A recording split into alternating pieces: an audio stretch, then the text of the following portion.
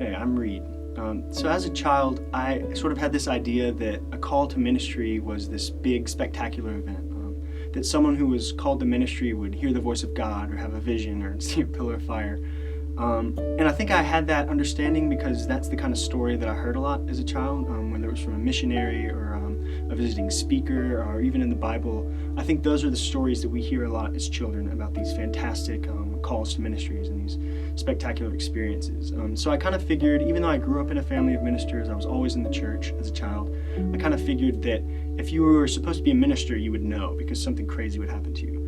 So as I was trying to figure out what I wanted to do as a job, I didn't even really think of ministry as something that you would consider as a job. I thought that you would just figure out your job, and then if you were supposed to be a minister, something would just happen and you'd know. So I decided I was going to be a history teacher, and I was pretty content with that for most of middle school, all of high school, up until my senior year. And then in my youth group, we did a unit on discernment and how to discern God's call. And it kind of centered around this phrase, let your life speak. And that was never a phrase that my youth ministers used, but it's a Quaker saying, and it kind of gets at the root of what we were doing. And the idea is that while God does and can speak through visions or an audible voice or different things like that, He can also speak through our life experiences and the gifts that He's given us and the experiences that we've had. So the idea is to look back on your life, look at what you've experienced, what you've enjoyed, what you've struggled with, where you feel like God's gifted you, and kind of use that to form a picture of your calling.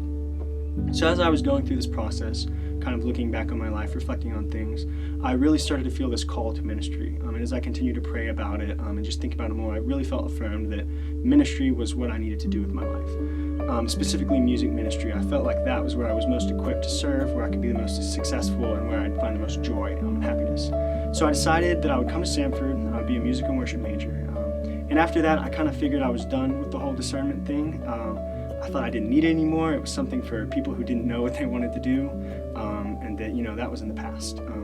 But I was wrong. So I got to Samford, and I had a lot of doubts about myself as a musician, as a potential minister, and these doubts sort of centered around three particular areas, the first of which was my personality. I'm very quiet and reserved by nature. I was always very shy as a child. And I guess I sort of thought when I was younger that as I grew older and more mature, that I would sort of grow out of this quietness, that I would sort of morph into this extroverted, outgoing guy. And as I got to college and learned more about personality types and myself, I kind of realized that's not the case.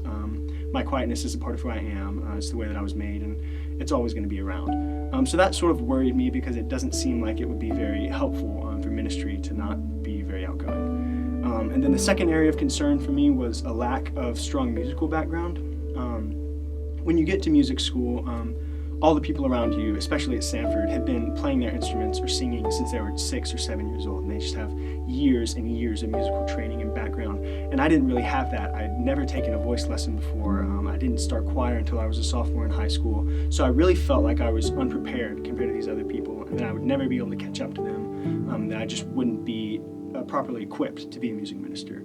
And the last and probably the most overwhelming for me was this feeling that I wasn't mature enough in my faith, that I wasn't a strong enough believer, and that I just wasn't a good enough Christian to be a minister.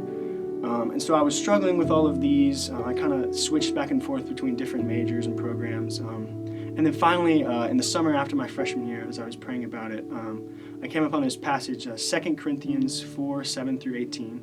And I'm not going to read it, but it's the passage about, but we have this treasure in jars of clay. And this image of myself as a jar of clay and the Holy Spirit being the treasure was really comforting to me because it helped me see that it's not about me being good enough or me being well equipped for this job. It's about the Holy Spirit, and it's about the treasure inside of me. And that just because I don't feel like I'm up to task for what God needs me to do, that doesn't mean He can't use me. And so that's been really comforting for me. It's something that I still go back to, and it's really been affirming for me and continuing to pursue my call. And it's sort of a last thought that's helped me recently is there's that great text, "Thy word is a lamp unto my feet and a light unto my path."